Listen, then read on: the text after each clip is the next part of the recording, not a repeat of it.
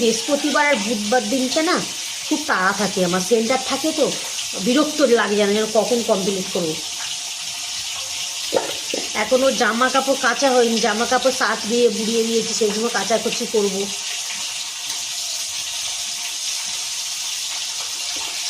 কাঁচা টমেটোটা কম হয়ে গেছে, আর একটু কাঁচা টমেটোটা হলে ভালো হতো, কিন্তু বাবা তো বাড়িতে নেই, বাবা বাড়ি থাকলে বাবাই বাজারে যেত।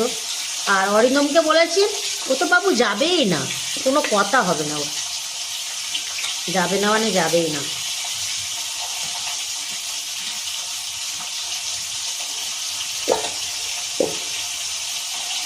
ওকে নিয়ে একটু ওই দিকটাই যাও। আর বাড়িতে কেউ না থাকলে মেয়ে এত জ্বালাতন করে। মাম্মামকে খাইয়ে দিয়েছি, আজকে মাম্মামকে সুজি খাইয়েছি, যেহেতু সুজি খেলে কী বলো তো অনেকক্ষণ পেটে থাকে, তো আমি সুজিটাই খাইয়েছি। আমি যদি সেন্টারে যাই সুজিটাই খাওয়াই, আর বাড়ি থাকলে ডালিয়া, ডালিয়া বেশি না খেতে, মানে খেতে চায় না, কম খায়, তো ওই জন্য আমি পেঁয়াজ, আর এই পেঁয়াজ কাটলে গাইস আমার চোখ দিয়ে এবার টপ টপ করে জল আসবে।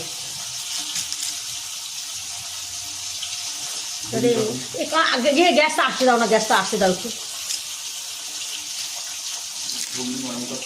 হ্যাঁ ঘুগনি গরম করবো, করছি করছি।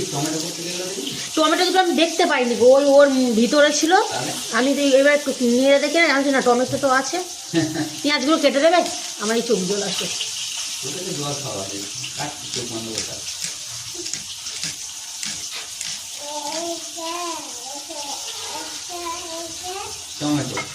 টমটম মাম্মাম টমটম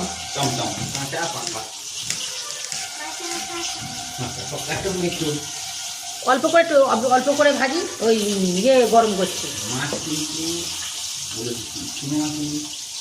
তুমি চুনো মাছ ভাজা খাবে? ওকে ওকে ওকে ঠিক আছে, একটু বাইরের দিকে নিয়ে যাও।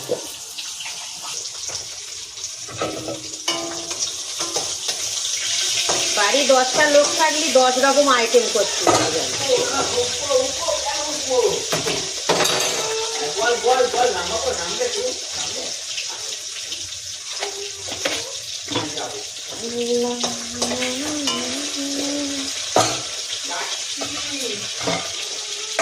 এই যে চুনো মাছ, চুনো মাছগুলো চকচকে, চুনো মাছগুলো ছোট ছোট, আগের বাড়ি নিয়ে এসেছিল চুনো মাছগুলো বেশ বড় বড় ছিল।